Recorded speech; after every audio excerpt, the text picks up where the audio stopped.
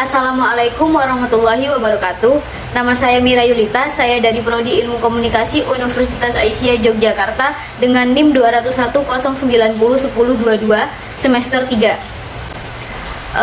Baiklah teman-teman, di sini kita akan mempresentasikan materi tentang sikap muslim terhadap orang murtad. Dalam Islam, soal murtad itu bukan perkara sederhana. Seperti yang sudah tertera pada Quran Surat Al-Baqarah ayat 217, menurut Ibnu Jarir Al-Tabari, ayat ini hendak menegaskan bahwa seseorang yang murtad lalu meninggal dunia tanpa sempat bertaubat, maka seluruh amal ibadah yang pernah dilakukan tidak akan diterima oleh Allah Subhanahu wa taala.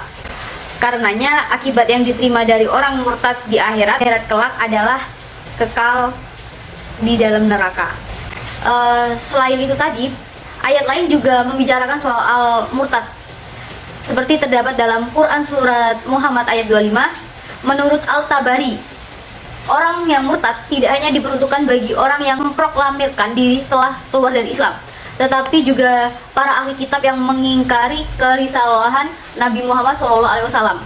Bagian mufasir juga mengartikan murtad dalam ayat itu bagi orang munafik yang tidak bersungguh-sungguh dalam berislam atau mengaku Islam tetapi di hatinya itu kafir. Ayat lain juga yang bersinggungan dengan perpindahan dari Islam ke agama lain itu dibicarakan dalam Quran Surat An-Nisa ayat 137.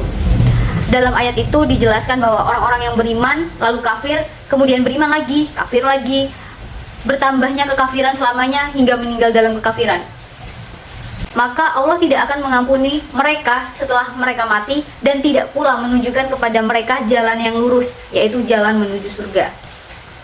Berdasarkan 3 ayat yang sudah saya sebutkan tadi, terdapat sanksi yang menegaskan bagi orang murtad, sebagaimana dalam kasus pencurian, menuduh, orang berzina, membunuh. Itu dapat dikatakan bahwa di dalam Al-Quran, perbuatan murtad seperti halnya meninggalkan sholat, meminum minuman keras, membuka aurat, dan lain sebagainya, tidak ada sanksi hukum duniawinya. Perbuatan yang dilarang akan dihukum dengan balasan yang amat pedih di akhirat kelak. Selain itu, hadis yang sering dirujuk untuk hukuman bagi orang-orang murtad adalah man baddala dinahu fatuluh. Sesiapa saja yang pindah agama, maka bunuhlah. Kalangan ahli fikih yang berpendapat bahwa hukuman bagi perbuatan orang murtad adalah maut.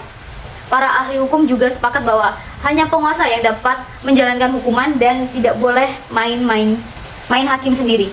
Mereka juga sepakat bahwa hanya penguasa yang dapat menjalankan hukuman ini. Di sebagian ulama terutama yaitu cendekiawan yang menilai bahwa hadis Nabi SAW dan pandangan para ulama klasik tentang sanksi bagi orang yang murtad itu harus dipandang secara kontekstual, sehingga tidak bisa menjadikan patokan umum yang berlaku untuk dimensi ruang maupun waktu. Makna murtad dalam sejarah Islam itu terkesan sebagai tindakan kriminal yang sampai harus berujung maut bagi pelakunya. Sikap muslim terhadap orang murtad dalam tata hukum Indonesia, persoalan pindah agama tidak dipandang sebagai perbuatan kriminal yang harus diperkarakan ke meja pengadilan. Sepanjang yang saya tahu, Muhammadiyah sebagai organisasi kemasyarakatan Islam terbesar di Indonesia tidak pernah merekomendasikan untuk menerapkan hukuman mati bagi orang yang murtad. Sebagaimana penjelasan dalam pengajian tarjih, sikap muslim terhadap orang murtad sama dengan ketentuan umum tentang hubungan muslim dengan non-muslim. Orang muslim itu tidak diperbolehkan mengikuti prosesi Natal, namun bila dalam rangka untuk membantu persiapannya, terus seperti tempat, tenaga, dan keamanan, itu masih diperbolehkan. Dengan melihat sekilas kesimpulan fatwa tarjih di atas, Muhammadiyah itu telah memposisikan diri sebagai gerakan moderat.